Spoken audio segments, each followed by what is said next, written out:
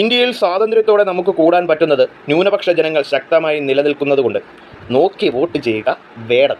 യാസർ അറാഫത്തിനെ കുറിച്ച് പൊതുവേദിയിൽ നീ സംസാരിച്ചപ്പോഴേ മനസ്സിലായി. ഉസ്തുകുതന്മാരുടെ പൃഷ്ഠഭാഗം നാവ് നീട്ടി നക്കി ഭോജിച്ച് അതിന്റെ സുഖത്തിൽ ജീവിക്കുന്നവനാണ് നീയെന്ന്. നീ ആർക്കു വേണ്ടിയാണ് കുരയ്ക്കുന്നതെന്ന് ഈ നാട്ടിലെ ഹൈന്ദവർക്ക് മനസ്സിലാവും.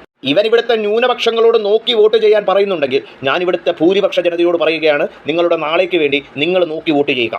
ഇനി ഈ വെട്ടിക്കിളിയോട് ഒരു കാര്യം ചോദിക്കാം. ഇന്ത്യയിൽ സ്വാതന്ത്ര്യത്തോടെ ന്യൂനപക്ഷ ജനതയ്ക്ക് ഒത്തുകൂടാൻ സാധിക്കുന്നുണ്ട് എങ്കിൽ ഇവിടുത്തെ ഹിന്ദു ഭൂരിപക്ഷ ജനതയുടെ മതേതര കാഴ്ചപ്പാടുകൾ കൊണ്ട് മാത്രമാണ്. ഇവിടുത്തെ ന്യൂനപക്ഷമെന്ന് നീ പറയുന്ന മതവിഭാഗങ്ങൾ ഭൂരിപക്ഷമായിട്ടുള്ള രാജ്യങ്ങൾ എടുത്തു നോക്കൂ. അവിടെ എവിടെയുണ്ട് ജനാധിപത്യ വ്യവസ്ഥ മാന്യമായി പരിപാലിച്ചു പോകുന്നത്? അവിടെ ഏത് രാജ്യങ്ങളിലുണ്ട് ന്യൂനപക്ഷ ജനത മനസ്സമാധാനത്തോടെ ജീവിക്കുന്നത്?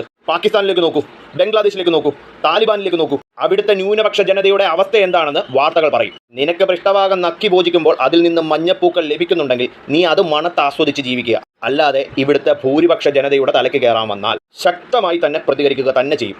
മദ്യവും മദിരാശിയും കഞ്ചാവും ഒക്കെ കൊണ്ട് നടക്കുന്ന നിന്റെ വാക്കുകളെ പുച്ഛത്തോടെ തള്ളിക്കളയാൻ കേരളത്തിന്റെ സമൂഹം തയ്യാറാവും. പൊതുവേദികളിൽ നീ കാണിക്കുന്ന വർഗീയത നാളെ നിന്റെ മേൽ തന്നെ അമ്പുകൾ പോലെ തിരിച്ചു പറിക്കും. കാലം സാക്ഷി, ചരിത്രം സാക്ഷി.